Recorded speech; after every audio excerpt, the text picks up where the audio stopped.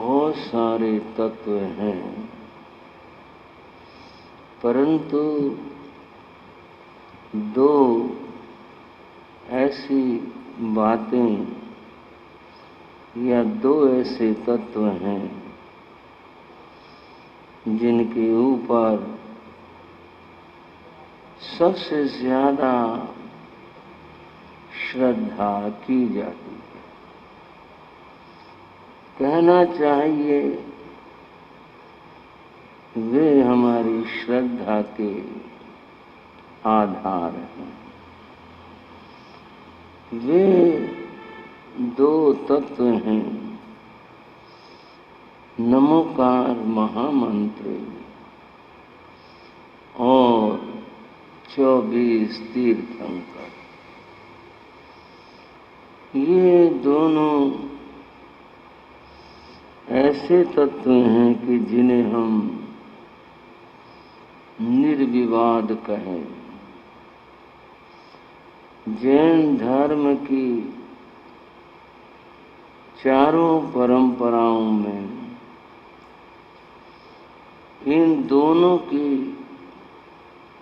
आराधना, उपासना और स्मरण किया जाता है। नमोकार महामंत्र की अनंत महिमा।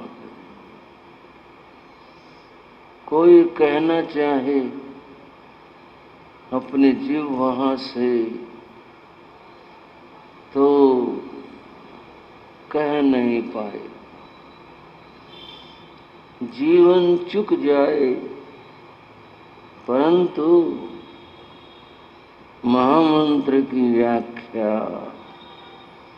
और महिमा कोई पूरी तरह से कह नहीं पाएगा। दूसरी बात 24 तीर्थंकर भगवंतों की है। ये 24 तीर्थंकर भगवंत जैन धर्म के परम आस्थेय हैं। इनके ऊपर जो भी जैन धर्म से जुड़ता है वह अपनी पूरी आस्था करता है। तो 24 तीर्थंकरों की महिमा भी अनंत है। एक और बात भी है, नमोकार मंत्र में तीर्थंकर हैं। ये 24 ही नहीं, अनंत तीर्थंकर नमोकार मंत्र में है। और तीर्थंकरों में नमोकार मंत्र है। ये व्यवहार में तो अलग अलग हैं, पर निश्चय में तो जहाँ नमोकार है तीर्थंकर है, जहाँ तीर्थंकर हैं वहाँ नमोकार है। तो बंधुओं, ये दोनों हमारे परम आस्थेय हैं।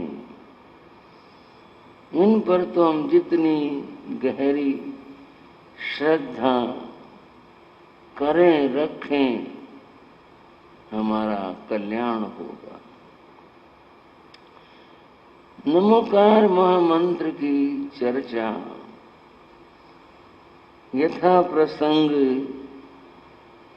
थोड़ी कर लेते हैं। तीर्थंकरों की चर्चा करने का कुछ भाव रखते हैं। तीर्थंकरों की चर्चा में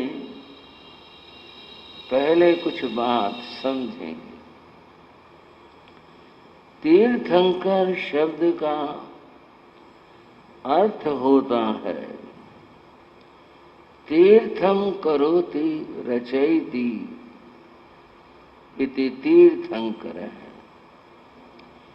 जो धर्म तीर्थ की स्थापना करते हैं, उसे प्रकट करते हैं, वे तीर्थंकर होते। धर्म तीर्थ सबसे बड़ा और परम तीर्थ है। इसकी स्थापना जो करे वो तीर्थंकर है। धर्म जगत में कुछ शब्द हैं, उनको ध्यान में लाते हैं। वैदिक परंपरा में अवतार शब्द है। क्या शब्द है भाइयों? अवतार शब्द है।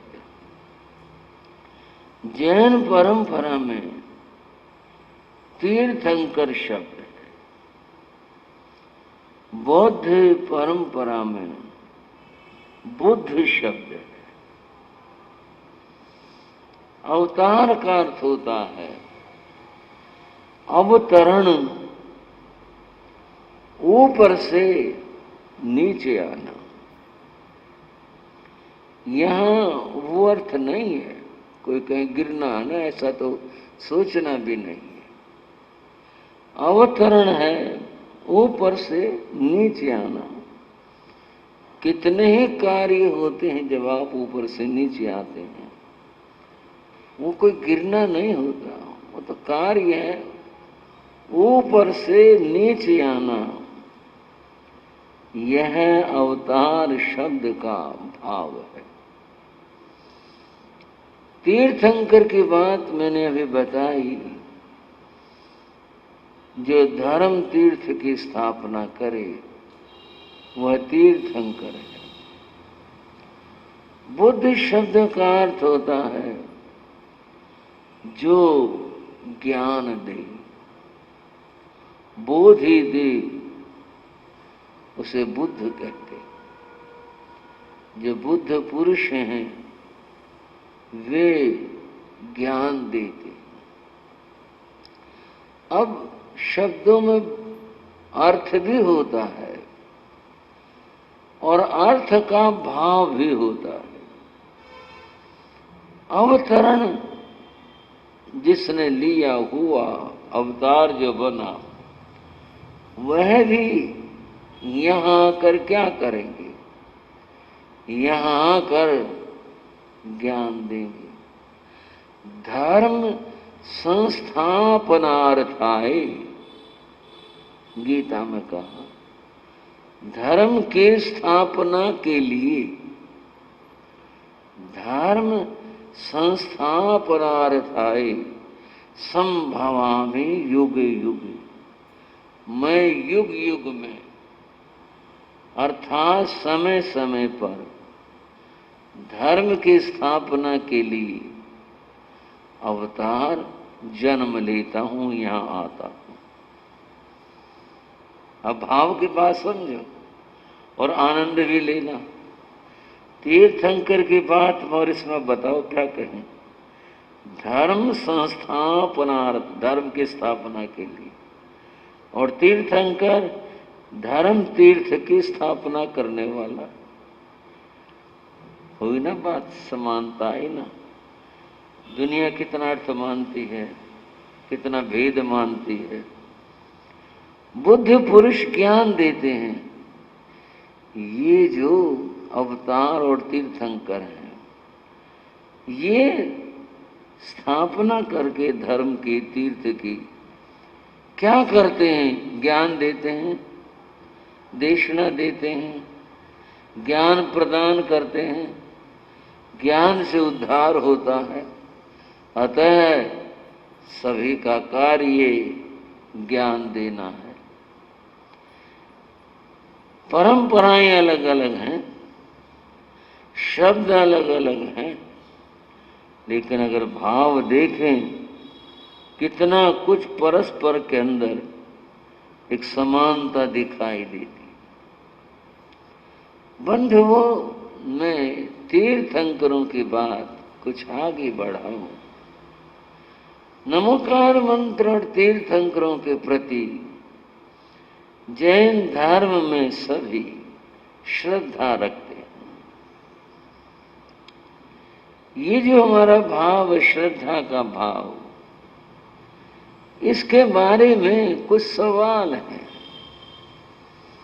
और वो सवाल क्या, अभी क्या होता है, इस श्रद्धा भाव से क्या हुआ करता है।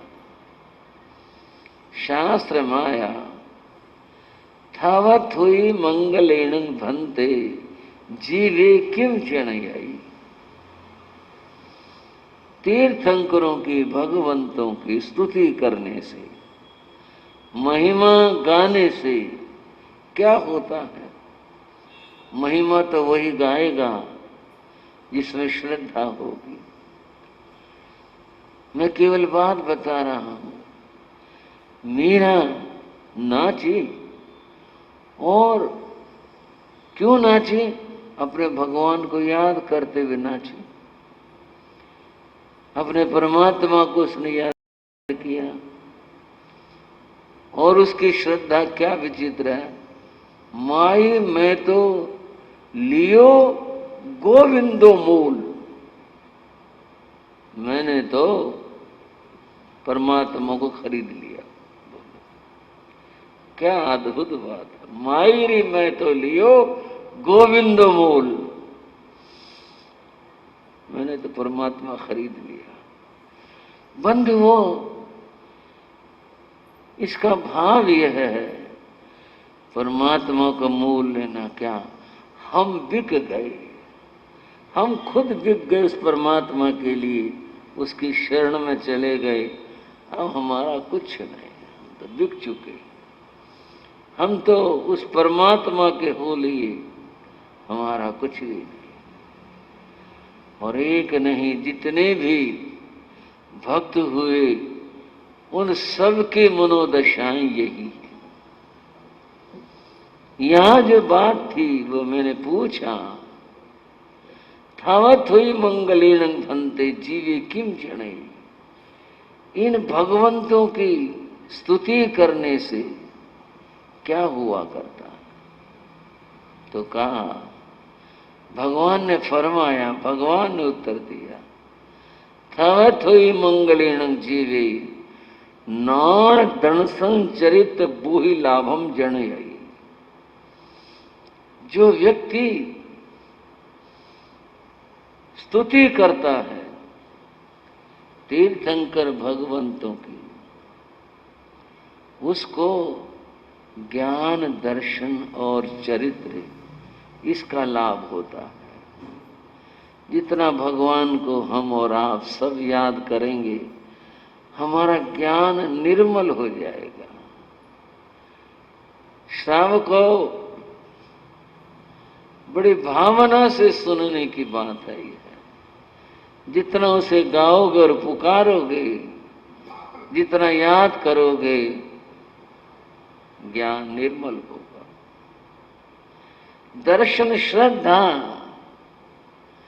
निर्मल होगी, भटकन नहीं रहेगी इधर उधर की। इतनी अटूट और निर्मल श्रद्धा होगी, अद्भुत। और जीवन में आचरण का मतलब हमारे सब काम ठीक हो जाएंगे। काम ठीक होने का मतलब संसार के इन कामों को बनाने की बात नहीं। हमारे जीवन जीने का जो ढंग और तरीका है वो हमारा ठीक होगा, उसमें विवेक होगा, उसमें सत्य होगा, उसमें अहिंसा होगी। यह चरित्र है, जीवन जीने का ये तरीका है, विवेक से सारे काम करना। और बंधुओं, जीवन के अंदर अहिंसा भाव होना और जीवन में सत्य होना, यह चरित्र है। इससे हम संपन्न बन जाएंगे। स्तुति करने का यह लाभ होगा। इसीलिए संत जन आपको समय समय पर प्रेरणा देते हैं, भगवान की स्तुति किया करो, भगवान को याद किया करो, हमारी ये सारी बातें निर्मल हो जाएंगी, उज्जवल हो जाएंगी। बंद हो चर्चा तो बड़ी है, तो करने का भाव रखता हूं। आज तो मैं इस बिंदु पर अपने बात को ठहराऊंगा। वो यह है, हमारे आचार्य हुए कली काल सर्वज्ञ आचार्य हेमचंद्र, उनको कलयुग का सर्वज्ञ माना जाता, इतने ज्ञानी थे। हालांकि महावीर भगवान के बाद तो कोई तीर्थंकर नहीं हुआ, और जम्बू स्वामी के बाद कोई सर्वज्ञ नहीं हुआ, उनके बाद कोई नहीं हुआ। परंतु ये एक ऐसे महापुरुष हैं जिनके लिए इस शब्द का प्रयोग किया, कली काल सर्वज्ञ, जो इस कलयुग में सर्वज्ञ थे। उन्होंने कहा, इन कलिकाल सर्वज्ञ ने कहा, वीतरागो भवे जीवे वीतरागम विचिंतयन्। वीतराग का स्मरण करने से, श्राव को मैं आपको और शब्द के साथ रखना चाहता हूं, मैं कुछ आपको प्रस्तुत कर रहा हूं, देना चाहता हूं। वीतरागो भवे जीवे, यह जीव वीतराग हो जाता, यह जीव वीतराग हो जाता है। कब? वीतरागम विचिंतयन्, वीतराग का चिंतन करने से।